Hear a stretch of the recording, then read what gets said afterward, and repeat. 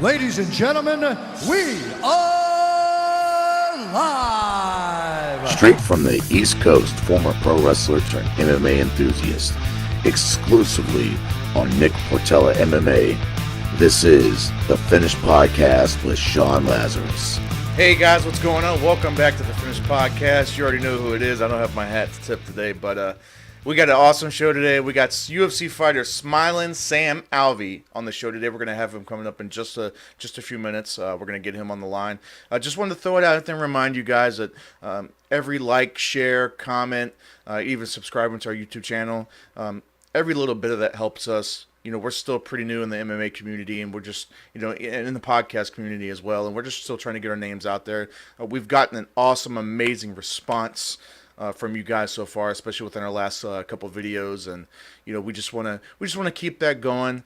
We've gotten some great feedback, we got positive feedback, and we got some bad feedback. But you know what? That helps us grow, and you know, help to continue to bring you the best content, and you know, bring you the things that you want to see. So, with that said, we're gonna get Sam Alvey on the line, and we're gonna get this going. All right, guys, we got UFC fighter SmileN Sam Alvey on the line. Sam Alvey, what is going on, sir? Hey, how you doing, my man? I'm feeling wonderful. Glad to be on. Yeah, man. What's look? I'm just gonna jump right into it, man. So, UFC Orlando, Marcin, he was 13-2, making his UFC debut, coming in as the favorite. It was your first fight in light heavyweight in a long time. Did you feel like you had something to prove going into that? No more than usual. My goal is to prove I am the greatest fighter on this planet, and that's every fight. Yeah, that's every fight. There's never a difference for me. The weight cut was a little easier, so that was nice. But other than that, I felt good. I felt confident. Awesome, man. So you don't think it played any part of nothing at all mentally? It didn't go into your game planning at all as far as that goes? Really, no. I like it when I'm the underdog. It makes my buddies a bunch of money. That's awesome, man. Well, you know, like, you seem loose, you know, especially from early on. Like, you just seem, and just so relaxed, so loose, and you know, like, it seemed like you were already about midway. You were already figuring out his timing and his movement. You know, the initial knockdown and then the eventual knockout. It just seems so calculated, just so, like, it just seems so just, I don't know, man, like, was the first round knockout part of your plan, a first round finish? You know what, I don't want to say the first round was part of my plan. I was actually predicting early in the second, okay. But a finish was in my plan. It was the first real camp I've had in over a year, no injuries going into it. I just felt good, and I felt able to perform. So I was very happy I got out there and did perform, did exactly what I thought. My game plan, that was as much of a game plan as I'd ever had before, and I did all of it. I was so happy with myself. Yeah, it was an awesome performance, man. And do you think, you know, being at light heavyweight, like you said, with the, you know, not having to do so much of a weight cut, you think that, you know, it just made you feel that much more confident?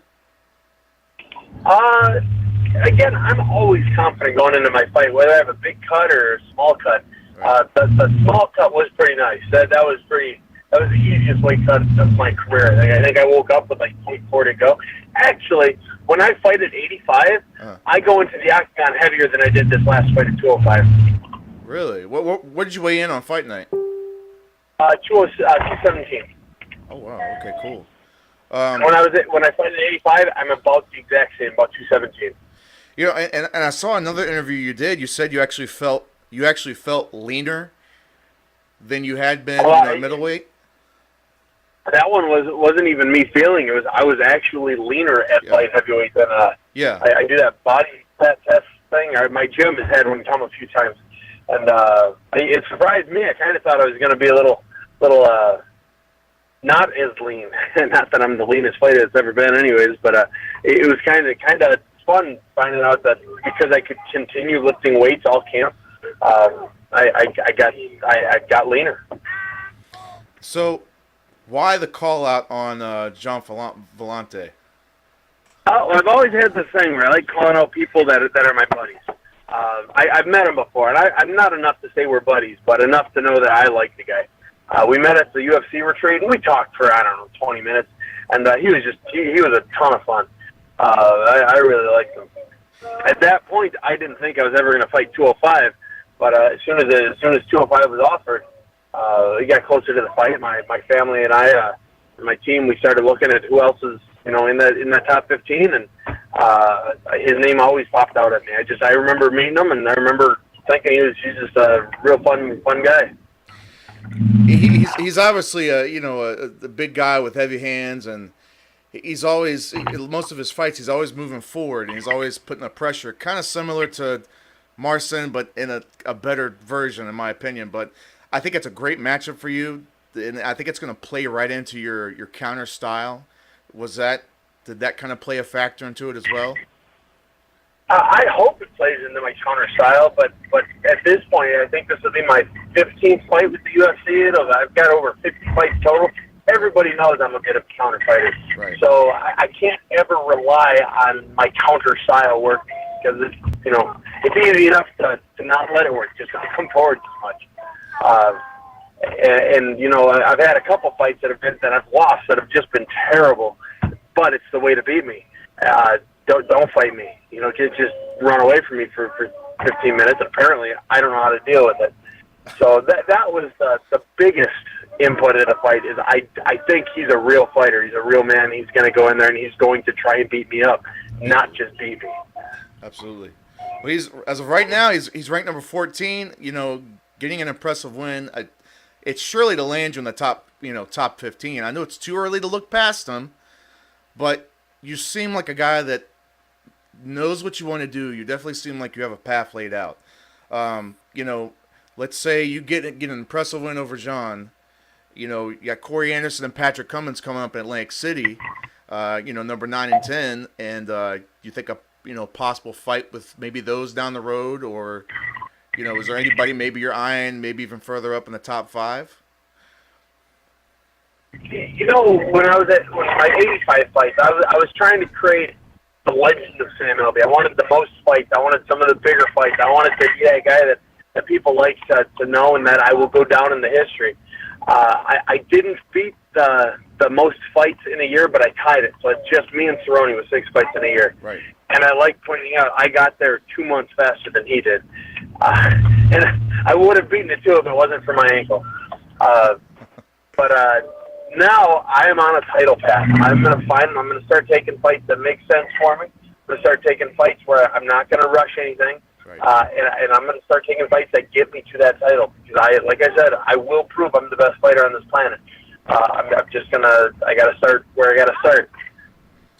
I hear you, man. I got a fan question. It's kind of feeding into that. I got a fan question from Paul Hadley Miller. He's, I guess, kind of paraphrasing a little bit, but he's wondering what was attractive to moving to light heavyweight, and is it as simple as just not having to weight cut? And it's kind of a combo question here, but does it also have anything to do with the kind of the clogged up middleweight title picture right now compared to the light heavyweight picture right now? Was it anything having to do with that? Did that play into it, or was it just something as simple as UFC called you, hey man, we need you for a light heavyweight fight, can you do it? Was it something as simple as that? Honestly, it was as simple as that. My wife is my manager, so she was calling the UFC, hey, Sam's hoping to fight. And they told us that there's not going to be anything till about April. Okay. So she called back and said, hey, he's willing to do 205 if that moves it along. They said, hey, you know what, we've got one at 205. Mid-February in Orlando, so we will take it. I'm very proud. I've never said no to a fight. I've never, a fight is offered, I will always take it. I think the only one that would make me change that is if Nogano was ever offered. I think I'd say so. But anything shy of Nogano, I will always say yes. If the 205 was offered, I said, hey, you know what, let's do it. Hey, that worked out pretty well for me. So now I'm going to stick around for a little bit. But if UFC ever wants me back at 85, or they want me to go up to heavyweight, I'd be happy to do that too. So, what are your thoughts on DC going up to heavyweight and facing Stipe? I love it. I love super fights. I love fights that don't make a ton of sense on paper, but are just fun to watch. And this will be one of those fights. I am going to pick Stipe to win, but I'm really excited to see how it happens. I think it's a lot closer fight than a lot of people might. I do too. I do too. I think it's a lot closer. I think I think it's kind of it's Stipe. I think a lot of people are kind of counting out Stipe because of DC's wrestling, but I don't know. Stipe is just one of those guys that just no quitting him. Yeah, and Stipe is going to be the bigger fighter, and Stipe is no slouch when it comes to wrestling. I mean, he's not an Olympian, but in MMA, there's not a huge difference between an Olympian and good wrestler, because you got the hands, knees, and feet to worry about. Closing that distance is a lot more difficult for DC, because DC is going to be the smaller fighter, I think. Exactly. I guess on that same note, and you already kind of spoke into it a little bit, your thoughts on everything. It seems like, every other fighter is wanting a money fight, a super fight, and what are your thoughts on everybody calling, like I said, calling for that? Not a bunch of sissies. It's like, you're a fighter. If you don't fight, you're not a fighter. If you're only going to fight for big money, right, you're being a sissy. Just fight. And maybe that's the wrong way. Maybe I'll never become a Conor McGregor because of that. But to me, it's ridiculous that everyone wants that huge money, that big payday. If you want it, then earn it. Right. If you want to fight Conor McGregor, come up with a way to earn, that fight. If you want to fight GSP, find a way to earn that. Just because you're the champ does not mean you've earned one of those fights that's worth $1 million or $2 million, $3 million. I 1,000% agree with you on that. What do you think about? I guess leaning into that too. Kind of with Tyron Woodley. Kind of seems like, I know he's been dealing with a shoulder injury, but he seems like he's kind of, I don't know if holding out is the right word, but I'm going to say holding out. It feels like he's kind of been holding out for that money fight, and on one hand, like, I kind of understand, but like you said too, I'm kind of, you're in it to fight, and it's like it's at some point you can't just wait forever, for a money fight and for something to come along. Sometimes you got to, especially when you have a strap. Tyron was kind of a funny case. I believe he had the most title fences in middleweight or in light welterweight history, or something like 4 in a year, and that's pretty impressive. Right. So if he needs a little time off to enjoy his life or to heal, I can understand this. Right. But in the same breath, he had 2 of the most boring fights in the history of the welterweight division. The second one against Thompson, which is just god awful, and then the Maya fight, which, it takes 2 to run, but that fight was easy. His takedown defense is pretty impressive. But coming off those 2 fights, I don't think you've earned a GSP or a Conor McGregor or whoever else you want to fight. Agreed. Him training Floyd Mayweather, possibly jumping into the UFC. Is it realistic? Is it happening? Is it necessary? No, I don't think it'll ever happen. I always get that little spike in adrenaline every time I read an article like, "Oh, Mayweather's coming." Hey, there's no way Mayweather's coming. It would no way. It would just taint his record. And at this point, Mayweather's got more money than God. Right. All he needs is a license, and he's got that. He's, 50 now? 51 somewhere in there. Does it almost seem offensive? And obviously, he's arguably the best pound-for-pound boxer, but you think it's offensive that he thinks that he's just so arrogant that he thinks he can take 6 months, jump into a UFC fight at, possibly fight a top contender? You think is it almost offensive to someone like you?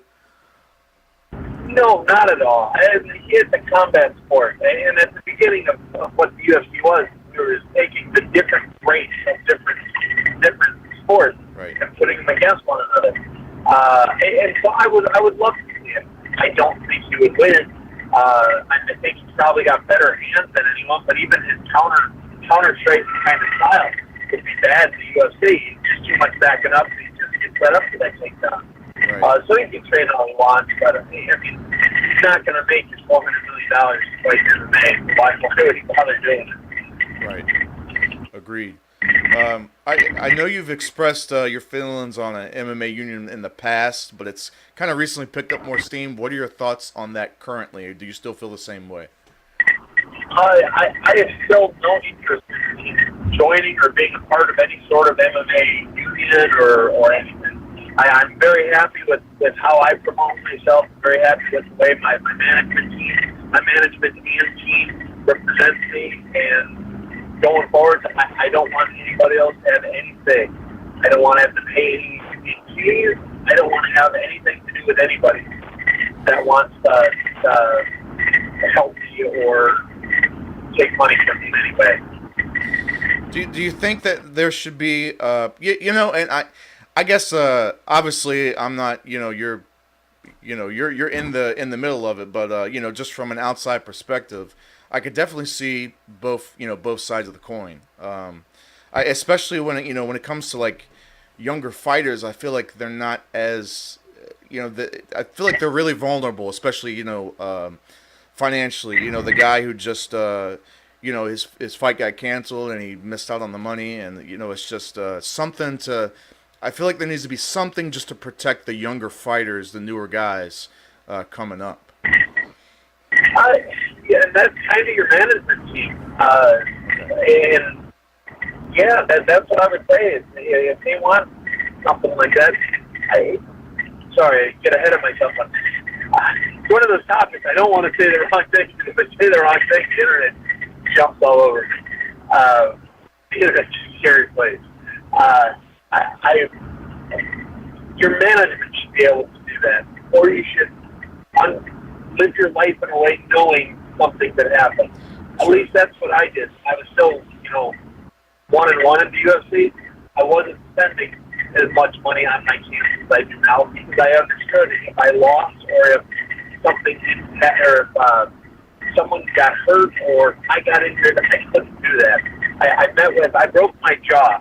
And that took me out of a fight. And that was a huge awakening for me. Because that was 6 months where I wasn't allowed to make money. And I wasn't allowed to do anything. And it had nothing to do with the UFC. It was my jaw was broken. Right. From that point on, I met with some financial advisors. I met with some tactics. And they gave me the best advice I've ever had. And that's make sure at any given moment you have 6 months of money you can live on. Then make sure you have rent for 6 months. And I understand it's not possible for some people. But I know that even when I had no money, I could save money to help, help not be broke or help not be living in the streets. Right. But at the end of the day, I think it's the fighter's responsibility to understand it. And maybe it'll take a broken jaw, or maybe they listen to this podcast, they hear me, and I'm saying, listen, guys, put 25% away just in case I get hurt fund. Or in Bradley Scott's case, in case his opponent gets hurt fund. And I'd be willing to bet in the future, Bradley, just on this experience he's having, I'd be willing to bet he starts saving a little more money in case something like this happens again. Right. It makes perfect sense, man. That makes perfect sense. Big card coming up, Ferguson, Khabib. Who's your pick and why? I'm picking Khabib because don't bet against the wrestler. Yeah, it's just smart money. Don't bet against the wrestler. You might lose, every now and then, but 3 out of 4 times you're going to pick right. You think, I just kind of throwing it out there. Obviously, I differ in opinion just a little bit. Do you think that Ferguson's scrappiness is going to, really play a factor? Because I don't know if Khabib's really fought anybody that's as scrappy and as resilient as as Tony is. I agree. I agree. It's definitely a tough order. I think for both sides. It's a tough order for both sides. But I'm looking forward to this fight like none other. I can't wait to see this fight. I wish I could be at it. But if I look at Ferguson, and he was held down fairly easily by the Motown Phenom. That was who it was, right? Yeah. Yep. Kevin Lee. Yeah, Ferguson ended up winning. Yeah, Kevin Lee. Yep. Ferguson got taken down, held down fairly easily. He ended up winning, which is fantastic. Right. But, I mean, Kevin Lee is no Nurmagomedov. Good point. Very good point. Sam, pick your path, man. Win a title match. What are we shooting for? End of 2018, end of 2019. Where do we see you in a title fight? You know, I'm just gonna keep winning until I get there. I'm gonna be one of those guys. Someone gets injured, and I will take that step up. I will be the Michael Bisping of title holders or of title contenders. Someone will get hurt 2 days before, and I will be there. If the UFC Atlantic City, if Patrick Cummings, one of them gets into maybe gets injured or something, can we, Corey Anderson, Patrick Cummings getting injured, could we see you jumping into that last minute? You know, I don't want my last minute fight was terrible. I took a fight on 10 days notice over in Poland, and I fought like I took a 10-day notice. So I'm gonna. My coaches told me not to take it too. I got you, man. Live and learn. I got you, man. I'll see what my coaches say. I got you, man. Well, look, buddy, we appreciate your time. It was awesome talking to you. But you know what? Thank you so much.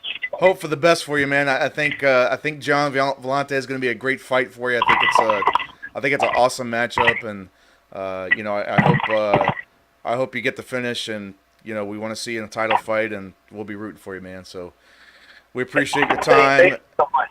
And yeah, absolutely, man. And you know, just enjoy it, buddy. I know you know, you seem like a real cool guy, easygoing guy, and you know, you don't seem like you take too much for granted. So that's a rare tribute these days. So I feel like I'm living a blessed life. Absolutely. Max Holloway and I have something in common. Absolutely, man. All right, buddy. Like I said, thanks for talking to us, man. We appreciate it. Hey, you're very welcome. Thank you so much. All right, man. Have a good one, Sam. All right. Bye. All right, guys. That was SmileN Sam Alvey. That was a really cool guy. He was just really down to earth, man. You know, just so down to earth. Really nice guy. You know, really hope everything the best for him, and I really do believe that. You know, I think it's a awesome matchup for him against Jan Vellante, and I think he's going to knock him out in the first round. I think he's knocking out Jan Vellante in the first round. I think John's going to press forward. I think he's going to think his hands are too heavy for Sam, and I think he's, you know, maybe going to be too overconfident. A lot of people underestimate Sam. So, yeah, guys, that's all I got for you today. We thank you so much. Like I said, please, like I said early in the beginning of the video, please, you know, comment, link, share, everything. You guys know what to do. You know, like I said, we really appreciate it. Hopefully you guys like the interview, and we'll see you next time.